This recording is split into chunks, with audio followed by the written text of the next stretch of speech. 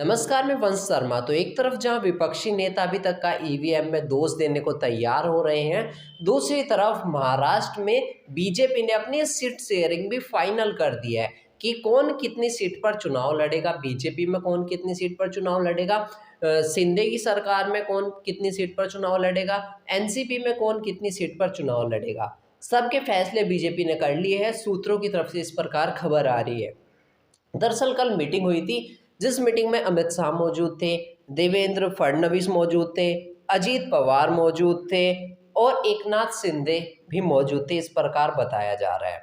अब उस मीटिंग में सीट शेयरिंग का आंकड़ा किस प्रकार रहा, ये भी मैं आपको बताने जा रहा हूँ।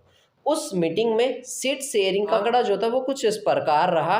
स्क्रीन पर देख सकते हो, भाजपा 155 पर लड़ सकती है, शिवसेना शिंदे गुट 78 पर, एनसीपी अजीत पवार गुट 55 सीटों पर अपने प्रत्याशी उतारेगी। इस प्रकार खबर आ रही है कि बीजेपी सबसे ज्यादा 155 सीटों पर उम्मीदवारों को उतारेगी। वैसे इससे पहले खबर चल रही थी कि बीजेपी 174 सीटों पर उतार सकती है, पर लेकिन बीजेपी ने 155 सीटों पर ही उतारा, जिसमें से जो 102 सीटें जिन पर बीजेपी की फिलहाल महाराष्ट्र में सरकार है, वो सीटें तो बीजेपी को जीतनी है। उसके अलावा अलग से जो 53 सीटें बैठेंगी 155 में से, अगर आप 102 माइनस करोगे तो उन सीटों पर बीजेपी की असली लड़ाई होगी कि बीजेपी वहां पर जीतती है या नहीं जीतती। बाकी 102 सीटों पर भी थोड़ी बहुत कम होती हैं, 10-15 जितनी भी कम हुई वो अलग बात है। बाकी की आगे की बात देखी जाए तो कांग्रेस की तरफ से भी ऐसी कोई लिस्ट नहीं आई है। बाकी बीजेपी की तरफ से बताया जा रहा है कि 106 उम्मीदवारों की आज लिस्ट जो है बीजेपी लॉन्च कर सकती है, बीजेपी जारी कर सकती है। आज नहीं तो कल कर देगी। बाकी चुनाव तो महाराष्ट्र में 20 नवंबर को होने वाले हैं और ठीक 3 दिन बाद 23 नवंबर को महाराष्ट्र का रिजल्ट भी आ जाएगा कि महाराष्ट्र विधानसभा चुनाव में कौन सी पार्टी जीती।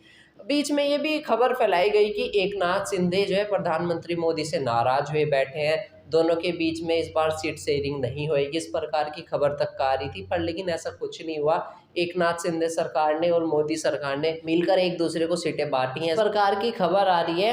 हालांकि इसमें यह भी लिखा था कि कुछ छोटी पार्टियों को भी बीजेपी जो है सीट शेयरिंग में शामिल कर सकती है। जैसे बीजेपी 155 सीट पर बीजेपी लड़ने जा रही है तो 153 पे बीजेपी लड़ लेगी, और शिवसेना की जैसे 78 सीटों पर लड़ने जा रही है तो वो 78 से 76 कर देगी, 77 कर देगी, और अजीत पवार गुट वाली 54 कर देगी सीटें। इस प्रकार हो सकती है, मतलब कुछ अदर पार्टीज को भी जो है बीजेपी सीट दे सकती है, इस प्रकार की खबर आ रही है।